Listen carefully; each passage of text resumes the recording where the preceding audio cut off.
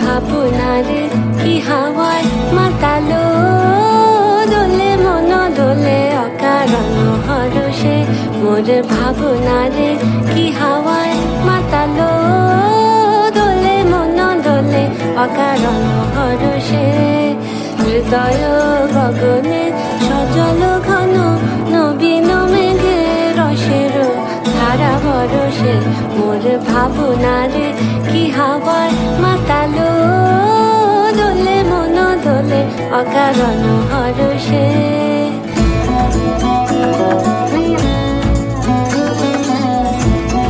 আমাদের আলাপ আমাদের কমন ফ্রেন্ডের থ্রু দিয়ে, বাট ওর সাথে আমি হায়দ্রাবাদে 4 বছর থাকা সত্ত্বেও আমার কিন্তু খুব একটা বেশি ওর সাথে জানাশোনা ছিল না।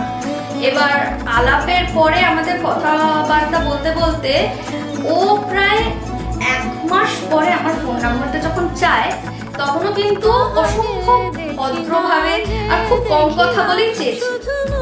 এবার আমি অসম্ভব ইমেচিওর আর খুব অসম্ভব ছটফটে, আর ঠিক আমার একদমই অপোজিট হচ্ছে অভিষেক। অতটাই কম কথা বলে, বুঝদার আর শান্ত। শোনা যায় বাজে অলক্ষিত তারি চরণে, বাজে অলক্ষিত তারি চরণে, রুনু রুনু রুনু রুনু নুপুর ধ্বনি মোর ভাবনারে কি হাওয়ায় মাতালো দোলে মন দোলে অকারণ হরষে। আমাদের যখন প্রথম আলাপ হয় তখন কিন্তু আমাদের 1 ঘন্টা কি 2 ঘন্টার মতো আলাপ। ওই আলাপে আমি অভিষেকের মধ্যে মিস্টার ডার্সির কিছু জিনিস খুঁজে পাই। এবার তখন কিন্তু আমার খুব কৌতূহল হয় ওকে জানা। এবার ওখান থেকে আমাদের পথ চলাটা শুরু হয়। অপরস আঁচলের নব নীলিমা গোপন স্বপ্নে ছাইল, অপরস আঁচলের নব নীলিমা। বলার সেরকম কিছুই নেই, আমার অনেক কিছুই বলার আছে। আমাদের আলাপ হয়েছিল 2 বন্ধু হিসেবে, আস্তে আস্তে বন্ধুত্ব আরো বাড়ে এবং বেড়ে আজকে ভালোবাসা এবং তারপর বিয়ের পর্যায়ে এসছে।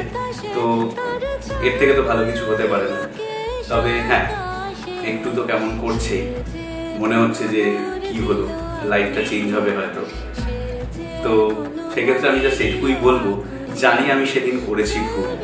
ভালোবেসে তোর লম্বা চুল, ভালোবেসে তোর চোখের কালো, আমি জানি কাজটা আমি করিনি ভালো। দোলে মন দোলে অকারণ হরষে মোর ভাবনারে কি হাওয়ায় মাতালো দোলে মন দোলে অকারণ হরষে। হৃদয় গগনে সজল ঘন নবীন মেঘে রসের ধারা বরষে। শুধু চাই না এসব মিথ্যে হোক, রাখতে হবে না কাউকে সাক্ষী, আত্মীয় স্বজন বন্ধু বান্ধব কাউকে সাক্ষী রাখার দরকার নেই। খালি এভাবে তুই পাশে থাকিস, তোকে ভীষণ ভালোবাসি নীলাক্ষী।